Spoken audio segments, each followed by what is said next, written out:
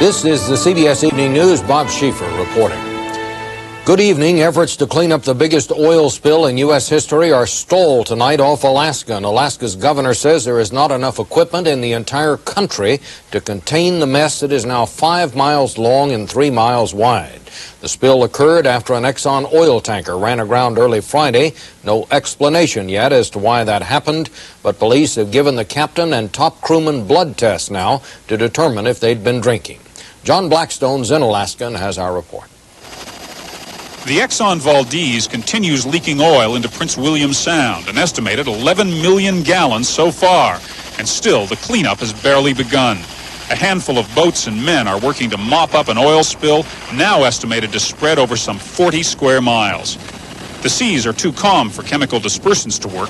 The chemicals are much like soap and need the agitation of waves to break up oil. What remains on the grounded tanker is being pumped off into another ship. Alaskans, right up to the governor, are critical of the slow pace of the cleanup. The evidence is that the response was slow and inadequate. I think that's... At a meeting last night, residents of Valdez said in the first critical hours it seemed nothing was done to contain the gushing oil. At 2:30 this afternoon, there wasn't even a Kleenex in the water. The fishing industry is a very important industry in this area, and nothing is being done to protect the areas of our industry that are in danger right now. Equipment to fight the spill has to be flown in from as far away as Texas and England. Those supplies began arriving only today. The weather here remains unusually calm, and that has helped to keep the oil from spreading ashore in any volume. But there are worries here that the wild beauty of this land is threatened, and that sea life, from plankton to whales, is in danger. I don't want to pretend that there is any substitute for not having a spill. Once that stuff is out in the water, we have a problem. Despite the spill, Prince William Sound today is still busy with sea lions. Eagles are still gliding over the sound, and otters still playing amidst the ice. The Exxon Valdez was trying to avoid floating chunks of ice when it went off course, but the ship then continued far off course in what seems to have been a human error. There was no rudder failure, there was no power failure. So I think we will need, when we get into it, we will need to address the actions in navigating the vessel. Prince William Sound is virtually an inland body of water. Only narrow passages between islands lead to the open sea. So this biggest oil spill in American history will not wash out to sea. The oil is trapped here, inevitably to leave environmental scars of dimensions that cannot yet even be estimated. John Blackstone, CBS News, Valdez. A senior Afghan official called today for direct talks with the United States on a political settlement in Afghanistan. He claimed the inability of the rebels to seize the key city of Jalalabad shows the government's strength. As the siege of Jalalabad drags on, there are signs that rebel morale is suffering. Bert Quint now with that story. Mujahideen forces slowed their attack on Jalalabad today after several days of the war's fiercest fighting. They're at the edges of the city, but haven't been able to break through government artillery fire and airstrikes. When they started the siege 2 weeks ago, several resistance groups each acted on its own. They maintained only sporadic radio contact with each other, contact that was overheard by Jalalabad's defenders. It's a costly lesson for the 7 groups based in Pakistan who formed what they call an interim cabinet after the Soviets withdrew last month. They've known for a long time that they're not going to be able to run a country with 7 different governments. Now they've learned that they can't conquer a city with 7 different armies. But it's not easy to weld rival guerrilla units into a single cohesive fighting force. And that's what they have to do to take cities defended by well-armed and desperate troops. The guerrillas had hoped mass defections would allow them to march into Afghanistan's provincial capitals and Kabul itself. Some government garrisons have given up, but others fear that while one guerrilla group might let troops leave safely, the next might kill them. Without a provisional capital, the U.S. and other friends of the Mujahideen won't officially recognize the interim government. But its first president says that's all right. We are recognized by God Almighty. Then it is enough for us that we are succeeded to be the cause of the withdrawal of Russian troops for the first time in the human being history. But in the ranks of the Mujahideen, there is deep disappointment that the quick victory they hoped for in Jalalabad has turned into a deadly stalemate. Bert Quint, CBS News, Peshawar, Pakistan. Soviet Union votes tomorrow in the first contested election there in 70 years, choosing members of a newly created Congress trying to win the Moscow seat, the man ousted 2 years ago as the city's Communist Party chief. Barry Peterson reports. For a candidate who wasn't even campaigning today, and who was under attack by some within the Communist Party, Boris Yeltsin was clearly the most popular man in town. At this parking lot rally, the posters were for him. Keep your hands off Yeltsin, this one warned. The banners were for him. Up with Yeltsin, says this one. Even the backs were for him. And the speakers were busy praising Yeltsin one moment and calling for even more dramatic reforms the next, and support for other candidates in other districts who also back such reforms. The most radical suggestion, the establishment of a multi-party system in the Soviet Union, where the Communist Party has been the only party since the days of Lenin. Gorbachev's call for an election clearly did not include any multiple-party system. And lately, Gorbachev has been warning that there is a danger to democracy, that democracy can go too far. Yeltsin told CBS News today he was pleased that so many turned out for him and that they conducted their rally peacefully. Among the speakers, outspoken poet Yevgeny Yevtushenko, who praised the very idea of just having the election itself. It is our first little step. First little step of democracy, but it's giant step of country itself. Soviets can vote at neighborhood precincts. Those on the move can stop at special booths in train stations and airports. The cosmonauts aboard the space station Mir announced their choice tonight. No secret ballot possible in space. But for much of the rest of the country, it is soon time for the first taste of democracy in generations. Barry Peterson, CBS News, Moscow. And still ahead on tonight's CBS Evening News, the U.S. role in the Middle East 10 years after Camp David, and later the story of the Sand Hill Crane going with the flow.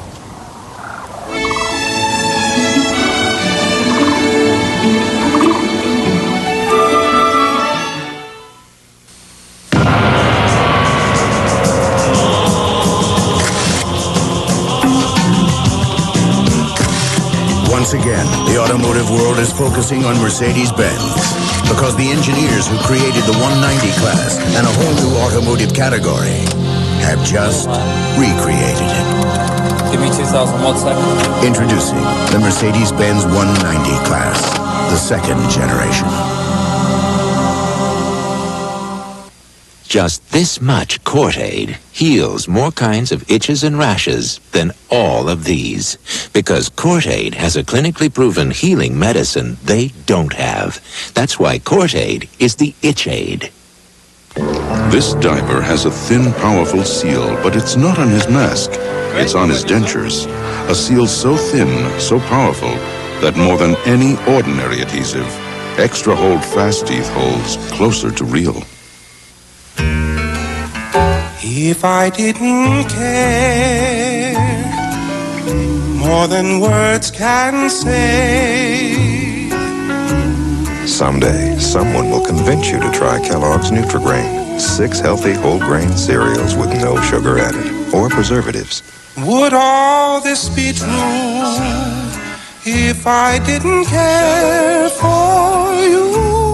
Whole grain Nutri-Grain. More trouble on the West Bank today. 4 Palestinians were killed and 35 others were hurt in one of the worst outbreaks yet of anti-Israeli violence. The 4 deaths brought to 411 the number of Palestinians who've now been killed in the 15-month uprising against Israeli rule. Ironically, it comes on the eve of the 10th anniversary of the Camp David Accords. And in our Washington Notebook tonight, we focus on those accords and what's happened since they were signed. It was a historic peace treaty, the first between Israel and an Arab nation, with the United States playing the key role of middleman. Today we celebrate a victory, not of a bloody military campaign, but of an inspiring peace campaign. The intervention of the United States was crucial. So could the United States play a major role today? Today, it is the uprising of the Palestinians on Israel's West Bank which cries out for resolution.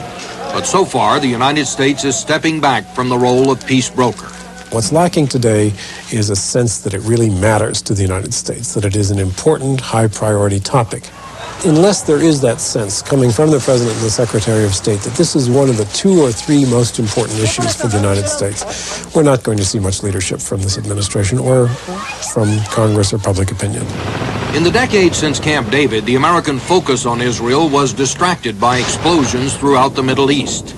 There was the rise of the Ayatollah Khomeini, disillusionment over the Israeli invasion of Lebanon, the disastrous bombing of the Marine barracks in Beirut, the hostages, the terrorist threats of Libya's Muammar Gaddafi. The Middle East became a quagmire where U.S. policy couldn't always succeed. Even our best Middle Eastern friends have come to see us as unable or unwilling to play the role we played before. They've turned to the Soviet Union. The meeting just last month between Soviet Foreign Minister Shevardnadze and Egypt's President Mubarak underscored the changing influences in the region. But the Bush administration is trying to get back in play. It's meeting with leaders of the Palestinians, and in the next few weeks, the president will meet with key players in the region. Israel's Prime Minister Shamir, Egypt's Mubarak, Jordan's King Hussein. Though few expect the United States to step into the Palestinian dispute as peace broker, Middle East experts point out the lesson from Camp David should not be forgotten. Today we see, 10 years after Camp David, the PLO also accepting the idea of living side by side with the State of Israel. And that's a major change. I don't think it would have happened if Egypt hadn't opened the way. We're saying peace even between the two peoples in Palestine, Israelis and Palestinian Arabs, is possible. And that is a fundamental change. And Camp David and the Egyptian-Israeli peace treaty were big milestones along that road. President Bush said today that the best way to honor those who gave us the Camp David Accords is to bring peace to the region. But already the new administration is showing signs that it wants a different approach on how to go about it. State Department correspondent Bill Plant now has more on that. George Shultz spent 6 years as Secretary of State, frustrated by the complexities of the Middle East. James Baker, just 2 months on the job, finds those same problems have already forced their way to the top of his agenda. Will a new secretary make any difference? Shultz's approach was that of a labor negotiator. He tried to bring the parties to the table by working out a clever, interesting formulation that he thought both could accept. Baker's style is that of a politician. Shultz tried many approaches in the Middle East, including shuttle diplomacy, without much success. But just before leaving office, he opened a dialogue with the PLO, and that has Israel and its friends in Congress concerned, as the new secretary discovered after he suggested that Israel might someday have to talk directly to the PLO. It is U.S. policy to encourage the Israelis to talk to Palestinians, Mr. Berman, and it is not U.S. policy to rule out categorically, absolutely, totally, and completely any other discussions. The Baker strategy for the Middle East: stay out of the limelight and shift the pressure for progress onto the PLO and Israel. First step, encourage both sides to ease tensions. Those requests were rebuffed in the formal U.S. PLO meeting this week, but the continuing dialogue was warmly encouraged. For Baker and his political approach, so far, so good. But the warning flags are flying. The problem he faces is that he does not have expertise in the Middle East. It's a bit of a snake pit, and it's very easy to take a misstep. But for now, at least, the new administration may have time on its side. For one thing, there seems no immediate threat of war in the Middle East, and for another, relations between the superpowers continue to improve. That means that Baker may be able to afford his slow, cautious process of coalition building rather than any kind of bold gamble. And it certainly means that he takes less blame if the process fails once again. Bill Platt, CBS News, the State Department. Greece may agree to extradite Palestinian terrorist Mohammed Rashid to the United States. U.S. News and World Report said today that, in effect, Rashid would be exchanged for a Greek banker who is wanted for embezzlement. The United States wants to try Rashid for murder in connection with bombings of 2 U.S. airliners.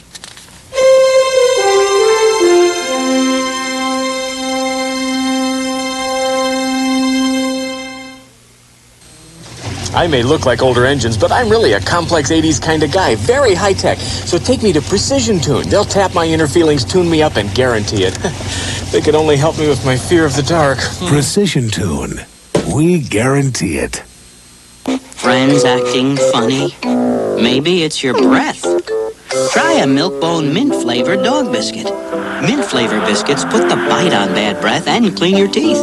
Because like all Milk-Bone biscuits, each crunch helps scrape away food particles and plaque that can cause bad breath. Mint-flavored Milk-Bone dog biscuits with the cool taste of mint that everybody loves. Milk-Bone dog biscuits, twice a day. Sure, doctor said it's heartburn. Heartburn and high blood pressure. Wants him to cut out salt. For heartburn, take sodium-free Riopan Plus 2. It starts neutralizing acid in 10 seconds. Feeling better, Dad? Mm-hmm. Riopan Plus 2, sodium-free, works fast. Since the turn of the century, there have been 16 presidents and 1 original Bengay. There have been 580 Nobel Prize winners and 1 original Bengay. There have been 12 men who walked on the moon and 1 original Bengay. But now we're introducing a different formula, Bengay. Bengay warming ice. It goes on cool, then warms as its scent disappears. For fast relief of minor arthritis pain, warming ice. For Bengay, it's a once-in-a-lifetime introduction. Federal government today expanded its ban on imports of military-style assault rifles. The Customs Service will now stop all such rifles at the border, even those that were approved for import before the ban took effect earlier this month. As of tonight, 120 people have been slain in Washington, D.C. this year. In addition to the tragedy, businesses are now becoming worried that as the toll mounts up, tourism will drop off. Eric Engberg with that. Washington put on its best spring face today. The traditional opening of the tourist season, a time for Americans to inspect their capital. But the drug wars, which have produced the worst homicide record in the land, have teeth gnashing from the Potomac to Capitol Hill. You can't have people killed and blood running in the streets of the city like it was some third world capital run by a despot. Gunshot wounds to the... Exasperated by the violence, some in Congress now talk of laws to put the city police under federal control. The police chief answers there's little police can do but wait for the drug gangs to settle their turf with smoking guns. Eventually the turf will be divided. They will go out and sell their drugs. People will pay their drug bills on time, and we're not going to have all of these shootings that we have. The mayor, Marion Barry, who has taken the brunt of the criticism, has now launched a PR counteroffensive, claiming the city's many attractions include a generally safe climate. Outside of the killings, one of the lowest crime rates in the country. But business leaders who have often been Barry's allies this week sounded an alarm. The killings could scare away business. And we possibly could see some negative impact to the tourism, the retailing, the restaurants, the tour guides. All the talk about the murder capital puts new pressure on federal drug czar William Bennett. He has made the city priority 1 in the federal effort, knowing full well that if he fails here on the government's doorstep, his whole program will reek of failure. Eric Engberg, CBS News, Washington. The drug crisis nationwide is taking a toll not just in deaths, but also in ruined lives. More and more the victims include children abandoned by their addict parents. Jerry Bowen has their story tonight. Devonshire units need Devonshire unit to handle. In increasing numbers, the calls are coming to police departments across the country. 911 emergency. Yeah, someone left a baby in the baby's room at the Skyline Mall. Infant abandonments have averaged more than 1 a month in Los Angeles, 2 in one recent week. This baby doe was rescued from a plastic bag beneath a bush, another from a clinic doorstep. By one estimate, nearly 21,000 children, infants to teenagers, were abandoned in 1986, a symptom, some say, of America's Main Street turned Mean Street. I think the days of the white picket fence and swinging in the front yard and Sunday chicken dinners at Grandma's are pretty much over with. We're heading into a different age. I don't know where it's going. An age, some social workers believe, ushered in by a growing drug problem among young mothers. She leaves the home, she leaves the kids. Possibly she's on drugs. She goes out there to find drugs and she just leaves the kids. And she doesn't come home until she's either broke or whatever reminds her to return home to her children. Many of America's abandoned infants are arriving in hospital wards addicted to the drugs their mothers abused. This child suffered brain damage because of his mother's drug use. The mother has disappeared. Experts say the reasons for the rising wave of abandoned children are the same reasons for any kind of child abuse. More homelessness, more poverty, more teenage mothers. Parents unable or unwilling to care for their kids. You see people really still very much into just daily surviving, may not have the energy left over. So someone else is going to have to pick up that piece. People really don't know where to turn, and so they run instead of reaching out. In Los Angeles, the abandoned infants have been heavily publicized. Police hoping to locate their parents, hoping to slow this baffling cycle. Jerry Bowen, CBS News, Los Angeles.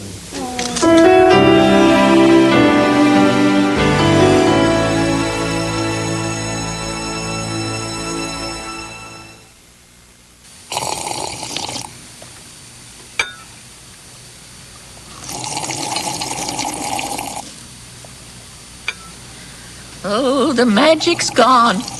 The minute the lights go out, you fall asleep. It's time to change your bulb to Philips. Philips Longer Life Square bulbs last 33% longer than ordinary round bulbs. Ordinary windows versus windowscaping. Windows. Windowscaping. Windows. Windowscaping.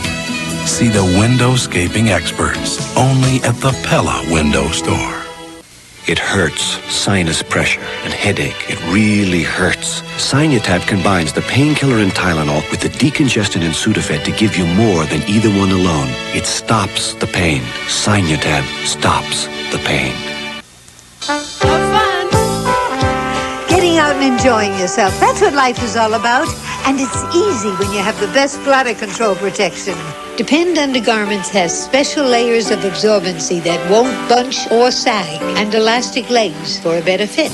They're the best protection and the best way for you to get back into life. Hey there. Get back into life with Depend. There was another airline scare today, an hour out of Manila. A panel section ripped off the right wing of a United Airlines 747 carrying 357 people. No one was hurt and the plane returned safely to Manila. The jumbo jet was headed for San Francisco via Tokyo. In Seoul today, student protesters tested the hardline policy of the South Korean government, which now feels itself threatened from all sides. Bruce Dunning has that story. Several thousand students chanted denunciations of the Korean government, demanding that President Roh be overthrown. The arrival of spring brings the high season for protests, but this year, the government warns that violence will no longer be tolerated. Today, for the first time in months, plainclothesmen chased students inside the campus. Earlier this week, the government touched off a storm of controversy by announcing that police will be allowed to use M16 combat assault rifles if protesters attack police stations or other public buildings. One opposition group said arming the police is like declaring war against democracy. Even a police official has privately admitted that he's worried about having so many assault weapons. There seems to be growing pressure on the government from the army. At the military academy's graduation ceremony, President Roh heard the commandant bitterly denounce his own policies as queer. Today, the commandant offered to resign. Both the right and the left seem ready to test the Roh government in this traditional protest season. Bruce Dunning, CBS News, Seoul.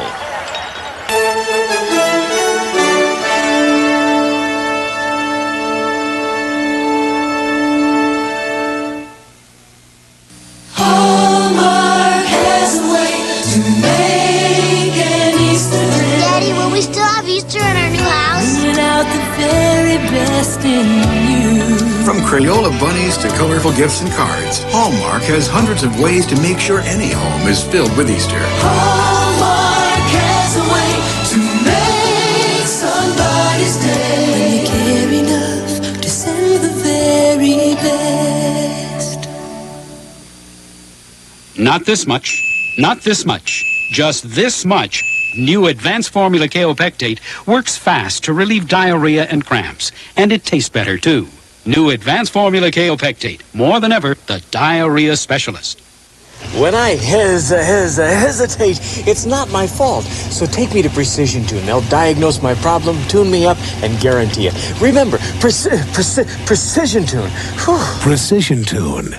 We guarantee it.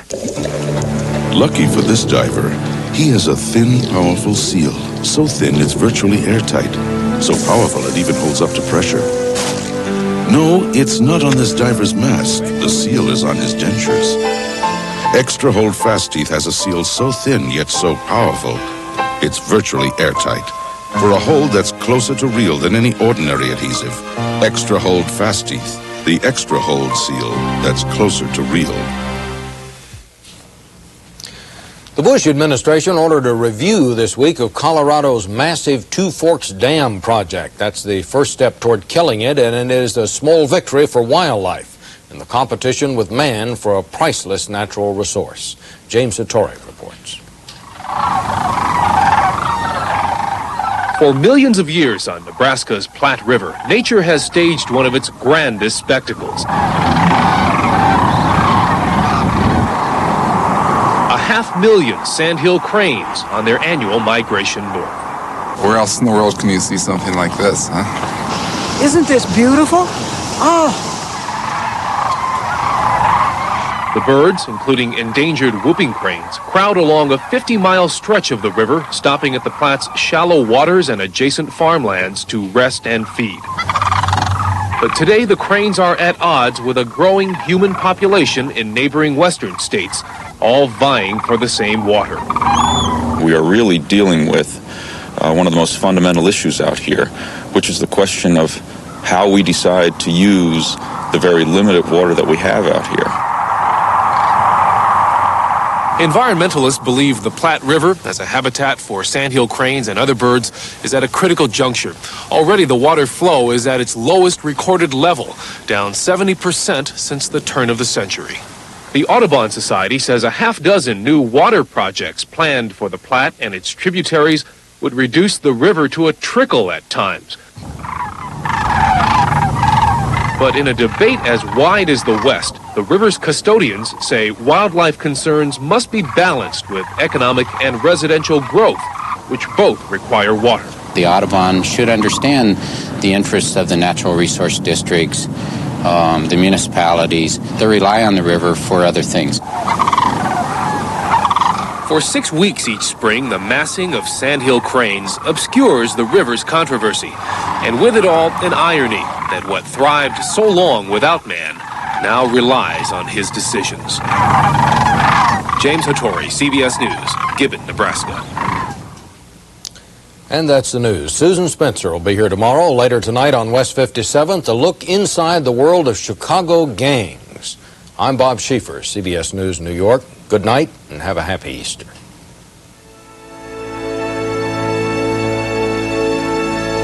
The road to the Final Four continues when Syracuse battles Illinois. Then Duke takes on Georgetown. A regional finals doubleheader tomorrow on CBS Sports. This is CBS. Attention, all Circuit City employees. The moment we've been waiting for is here. Your training will be put to the test because we're marking down hundreds of items throughout the store. Monday only, 10 to 9 only. Circuit City customers will save 5 to 40% with great buys, like this cable-ready VCR, now a low $179.97. So get plenty of rest and be prepared for Monday only at Circuit City.